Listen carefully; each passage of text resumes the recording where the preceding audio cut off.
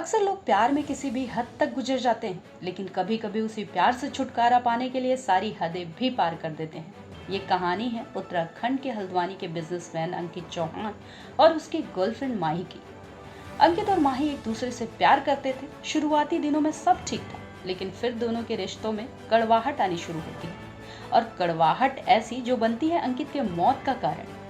माही अंकित को रास्ते से हटाने के लिए ऐसा प्लान बनाती है जिसको सुन के आपके पैरों तले से जमीन खिसक जाएगी। इस जहरीली गर्लफ्रेंड माही ने किंग कोबरा से कटवा के अपने बॉयफ्रेंड अंकित की जान ले ली। इस घटना में माही के साथ 4 और लोग भी शामिल थे, जिसमें माही का नया बॉयफ्रेंड दीप कांडपाल, उसकी नौकरानी और नौकरानी का पति, साथ ही एक चौथा शख्स था जो कि एक सपेरा था।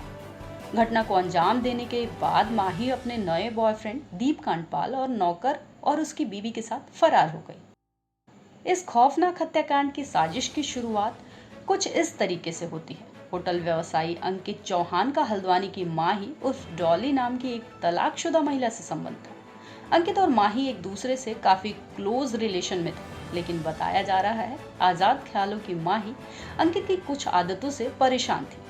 अंकित उसकी जिंदगी में हस्तक्षेप करने लगा था, उस पर रिस्ट्रिक्शंस लगाता था, जो माही को बिल्कुल पसंद नहीं था।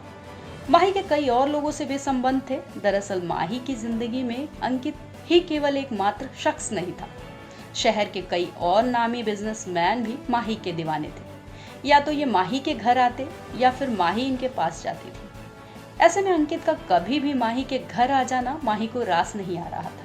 इसकी शिकायत कई दफा माही ने खुद अंकित से भी की थी, लेकिन जब अंकित माही की शर्तें नहीं माना तो माही ने बॉयफ्रेंड दीप कांडपाल के साथ मिलकर अंकित की हत्या का प्लान बना डाला। इसमें साथ दिया माही की नौकरानी उषा देवी, उषा का पति राम अवतार और सपेरे रमेश नाथ ने। इन लोगों ने ऐसा फुल प्रूफ प्लान बनाया ताकि किसी को शक न हो। बताया जा रहा है कि चारों ने मिलकर पहले अंकित की हत्या का प्लान बनाया, फिर सपेरे रमेश नाथ से संपर्क किया। इसके बाद रमेश नाथ का भी माही के घर आना जाना शुरू हो गया। माही के कहने पर रमेश नाथ ने पास के जंगल से एक जहरीला सांप पकड़ा।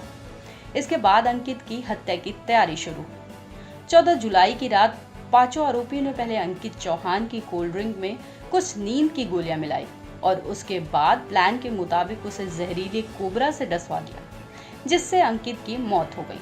15 जुलाई को अंकित की लाश हल्द्वानी के 3 पानी इलाके में एक कार के भीतर मिली। जांच में पता चला कि ये कार भी अंकित की ही थी।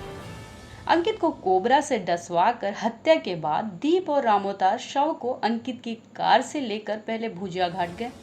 वहां शव को ठिकाने लगाने में असफल होने पर 3 पानी में अंकित को कार सहित छोड़ गए।